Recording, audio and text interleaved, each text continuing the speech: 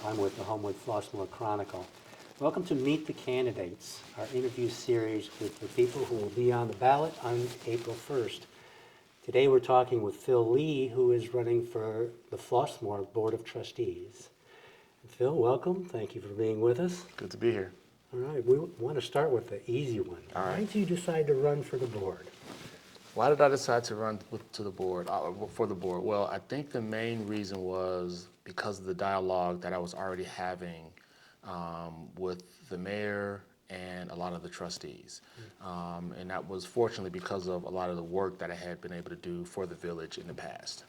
So what kind of started as just kind of a friendly conversation kind of turned into just kind of having access to reach out to Michelle or reach out to Trustee Mitros or Trustee, Driscoll about anything. So, there's no question that Flossmoor has had some hot button issues, and like a lot of residents, I was kind of calling in, and I was able to kind of get at least a little bit more of a perspective of what was happening. And the other thing that was happening was I felt like I had an opportunity to talk to both sides. It seems like there's always two sides to just about everything that was happening. And after a while, I felt like, man, I think I was one of the few people that was actually talking to both sides. And so, my decision to run was really about the fact that I believe that I can actually help bring this community together. And, I don't expect us to all think alike, and I don't expect us to all agree on everything.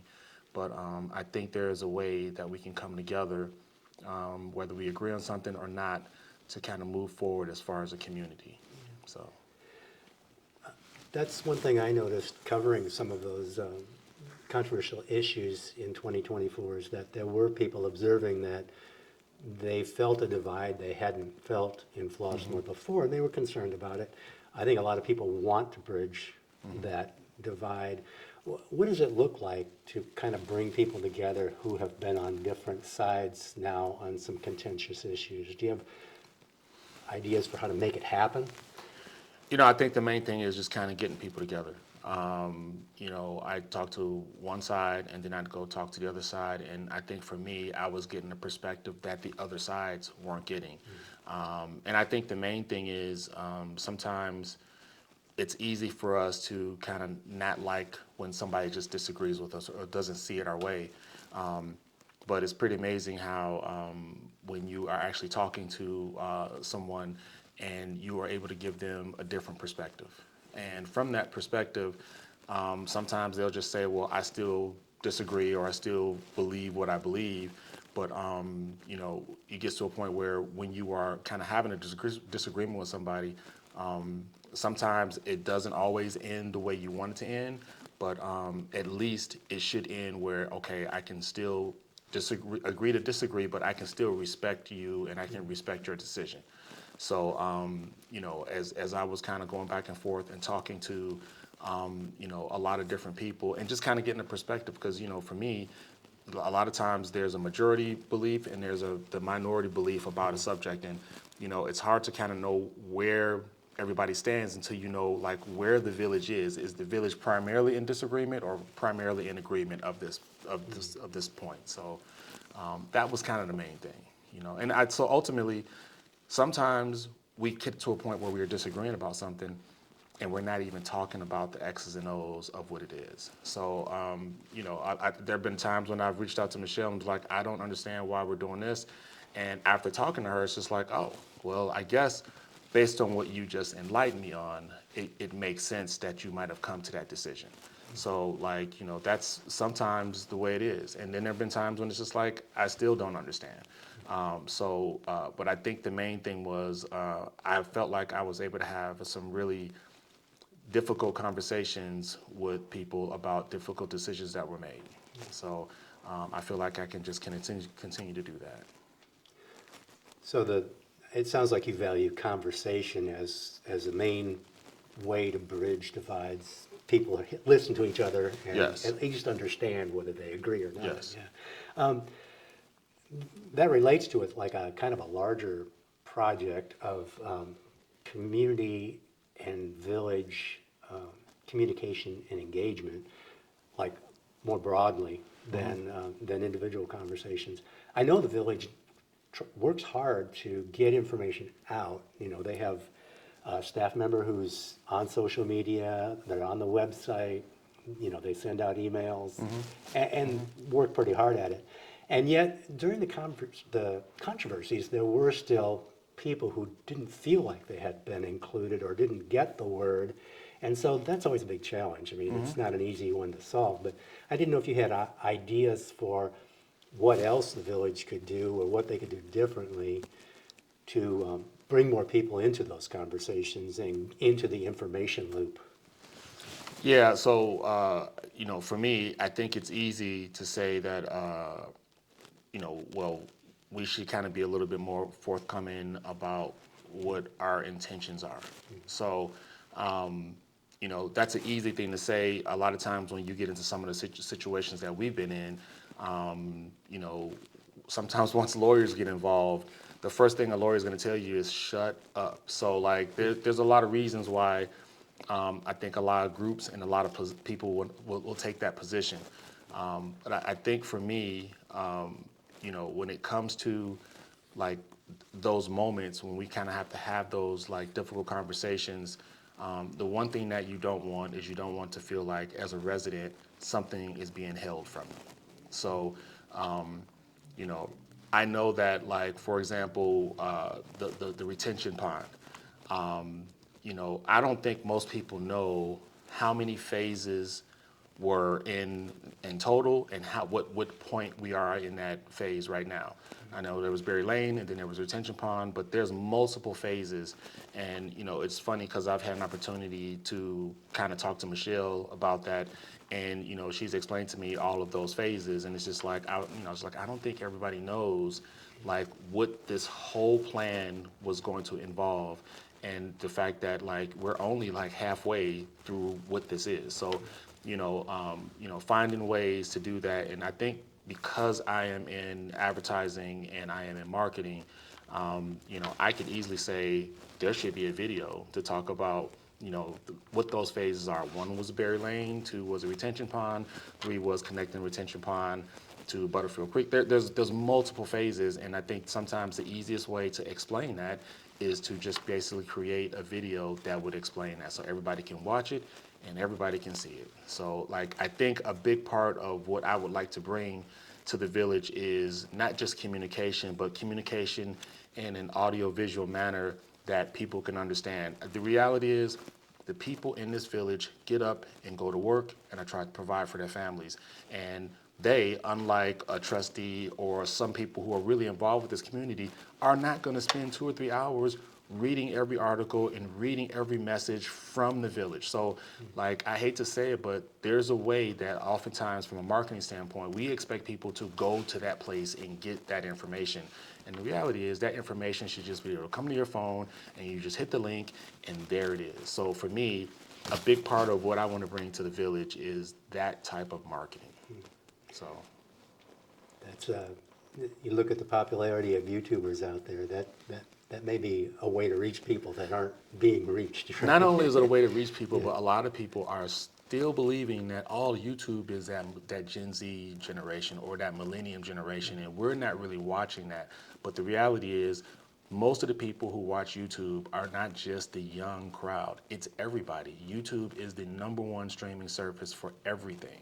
And the reality is, you know, we seem to think that there's this disconnect, and it's just the kids, and they're looking at the phones all day, every day, but it's like, it's everybody. So, like, we have got to be realistic about what is the best medium. So, you know, whatever we're doing, there should never be any confusion about it. So. That would make everybody's life easier if they could answer all those questions. It would. Right? Yeah. It would. And in a way they get it, right? Shifting gears a little bit, there's some economic issues that the board is facing. One is the difficulty of the property tax situation in the Southland. And Flossmoor, as a village, its percentage of the tax bill is relatively small, but that is money the village needs to operate. Yeah. And people are getting hit with big tax bills. Yes. So I'm wondering, even though the village can't necessarily make a dramatic impact on the bill itself, how can you help residents deal with and understand how the system works and maybe how to change the system?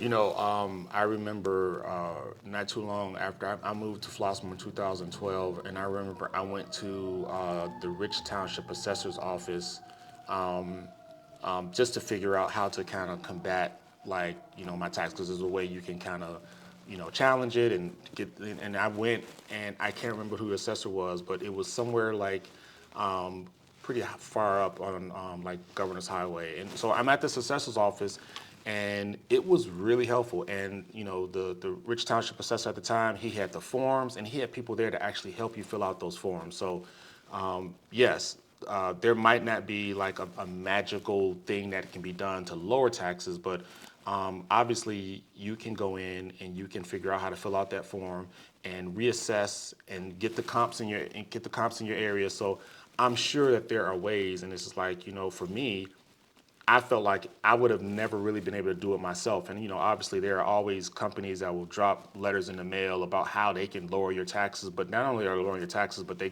taking a big percentage of it when they do it, which is not fair. So I did it myself, and I was pretty proud of it. But the reality is I wouldn't have been able to do it if I wouldn't have went to that. It wasn't just the office, it was a meeting. I went to a Rich Township assessor's meeting about taxes. And this was years ago, and it's like, now we've got our taxes that are, I mean, they're just getting kind of out of hand, so everybody would say. But just having something like that where people could come to a meeting and meet and greet, and, good news spreads like wildfire. So if my neighbor goes and they go, well, I went to this forum and I got this thing and they taught me how to fill out this form and what my options are, they tell probably a few of their neighbors, and after a while, it should just be kind of a routine that every year we have this meeting where people can come in. So, I think that's something that can make it accessible for whatever the option is and whatever the best solution is. We should at least have access to that. So that's what I would do. Yeah, it's a better support system, or helping people Yes. engage with the support system we have. Yes. Yeah. Yes.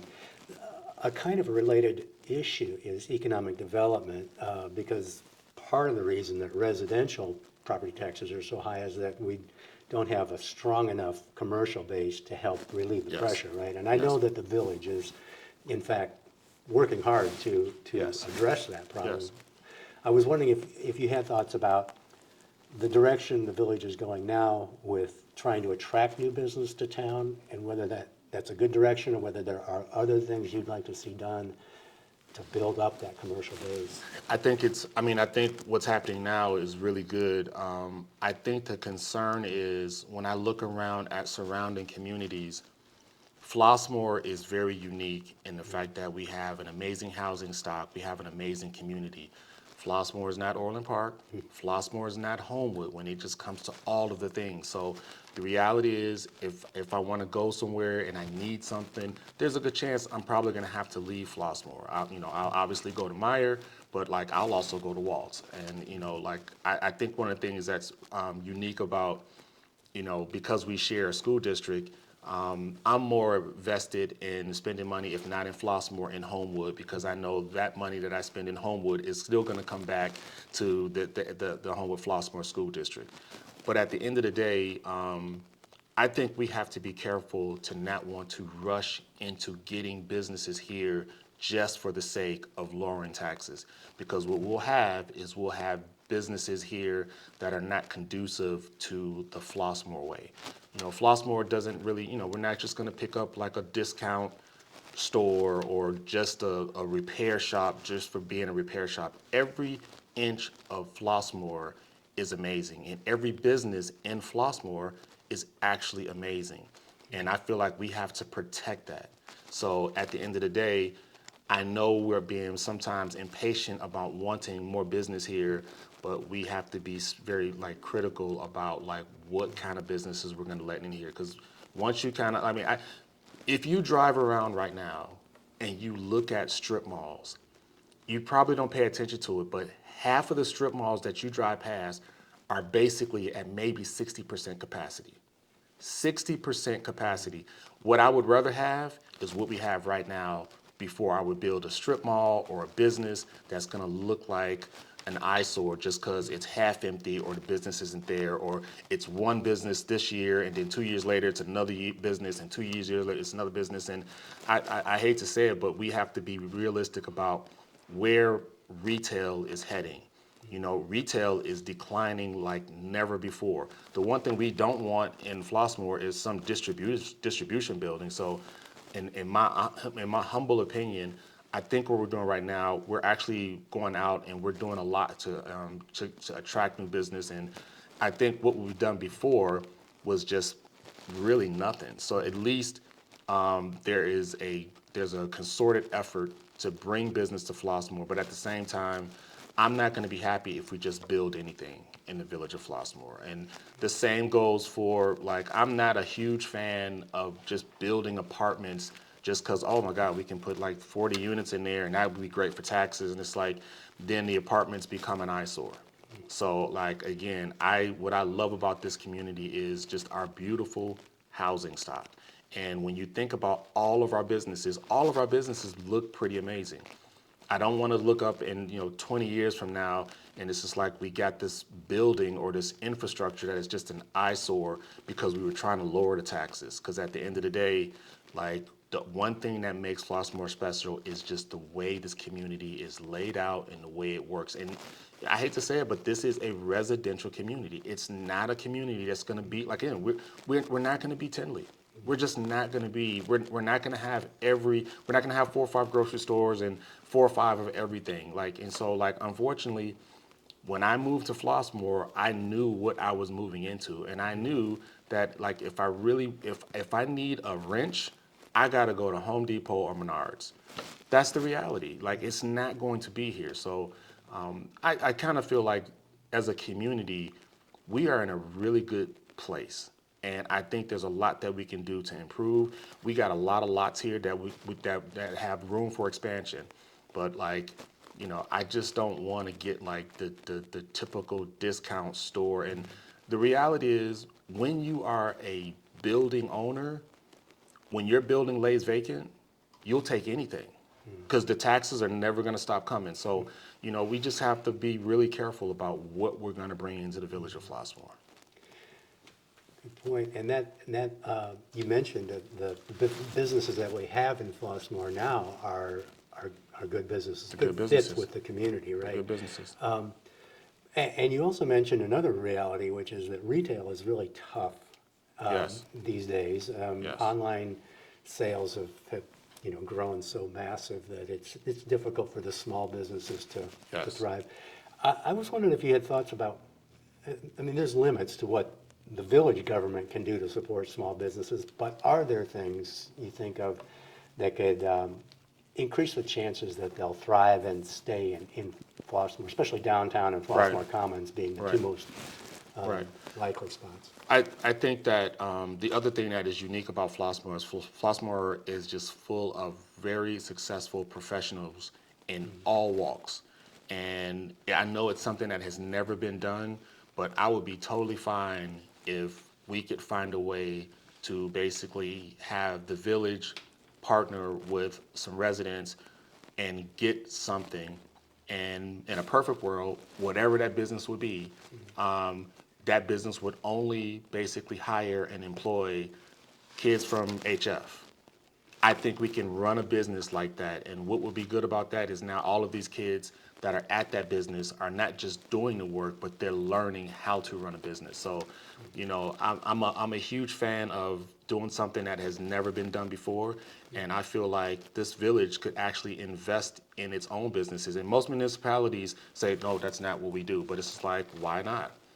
Why not build something? And it's just like, what I mean by is there are builders here, there are architects here, there are all walks. Like, so I think one of the biggest things that I would like to get into is getting basically a professional registry of everything that's here. So when we say, oh my God, it'd be great if we do this, well, let's call him up. He lives down the street from us. Let's get him to come in and let him advise us on how we could actually run that business or build that business or do this thing. So, it's a little bit out of the box, and hey, once I'm sitting down with the other trustees, they might say you are nuts, and I'm like, that's fine, but like I think this can work. So. All right, speaking of thinking outside the box, one thing that everyone's kind of concerned about right now, and that is the chaos at the federal government level. Okay, and we don't always normally think too much about how much impact federal programs and funding have on us in our own town, but they do. It passes through state programs. There's grants. We have a lot of people on Social Security, Medicare, and Medicaid. Oh, and yeah. so when those big agencies are in flux and being reduced and funding is being reduced, we don't really know exactly, but we could see an impact. And I don't know what role you think the village might have in just helping the community navigate these uncertain times. This kind of goes back to what we were talking about earlier. When you're in a situation where, like, unfortunately, this is something where it's around the corner, but we just can't see it yet. So,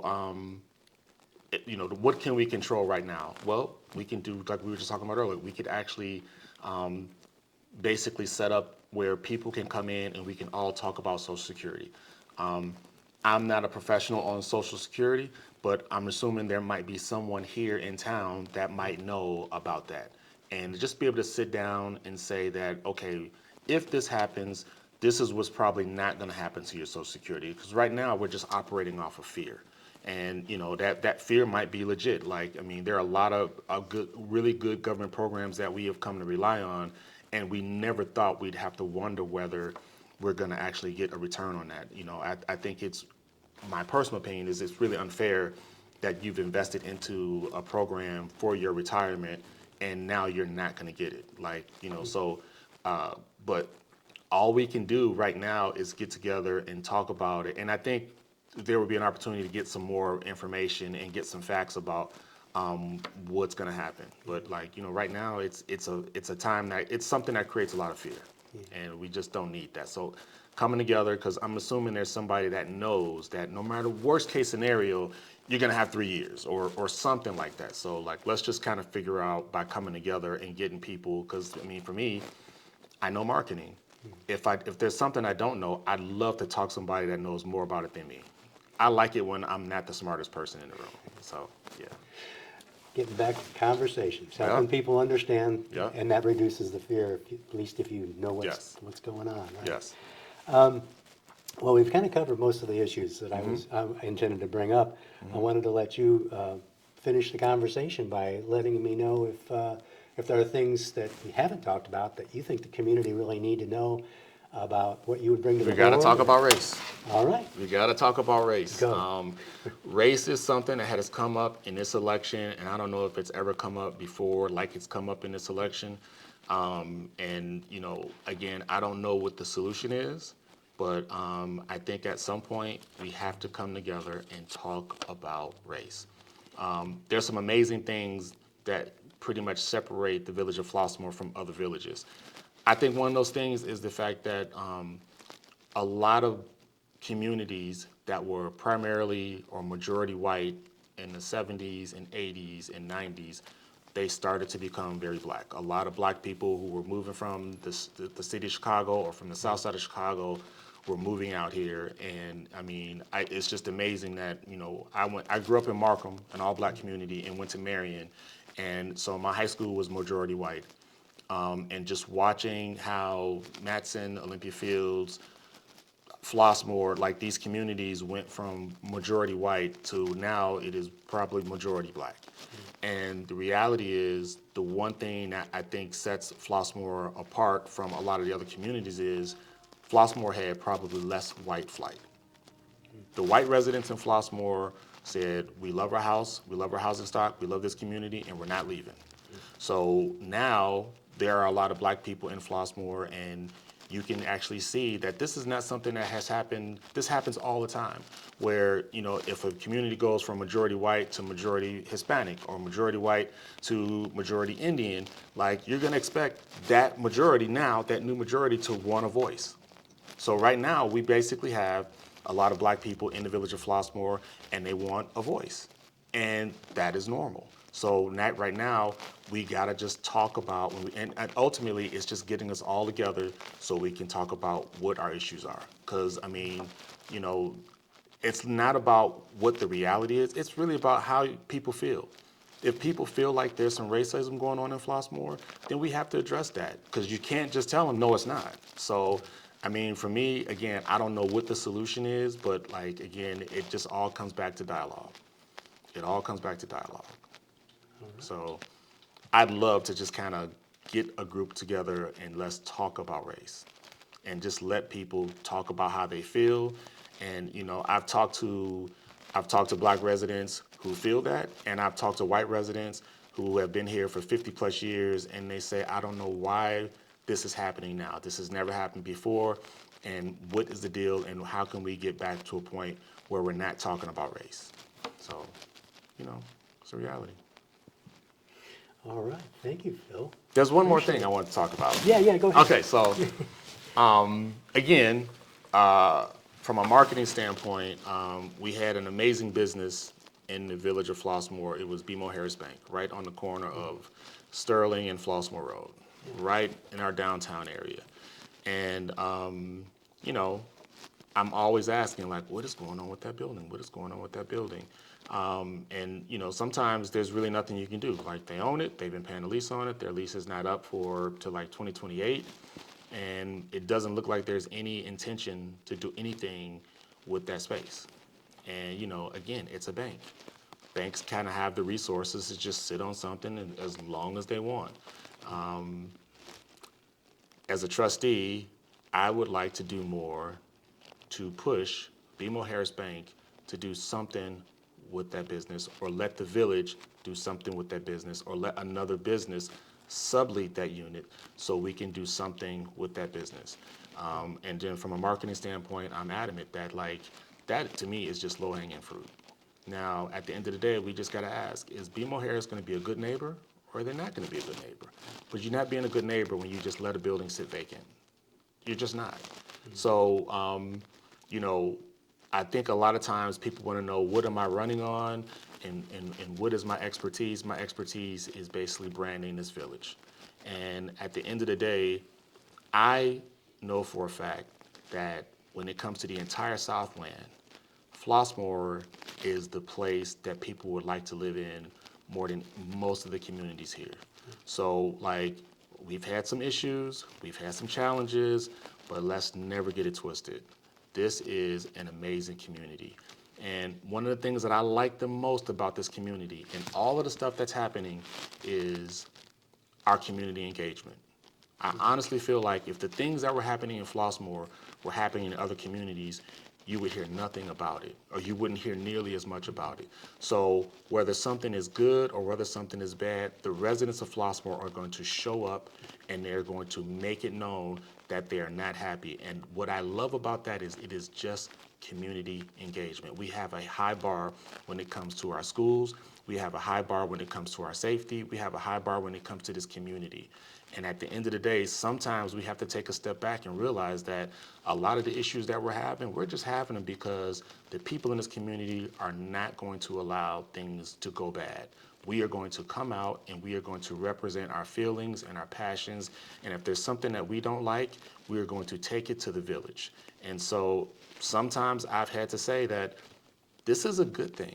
This is a good thing. And this is how we keep our village whole. This is how we keep our village honest. Because the residents, this is all about the residents. I mean, other than that, we're just a municipality. We're a big group of people, and we have houses, and we have a train, and we have a couple of shops. But at the end of the day, this village is special because no matter what, we come out for just about everything, and we expect the best.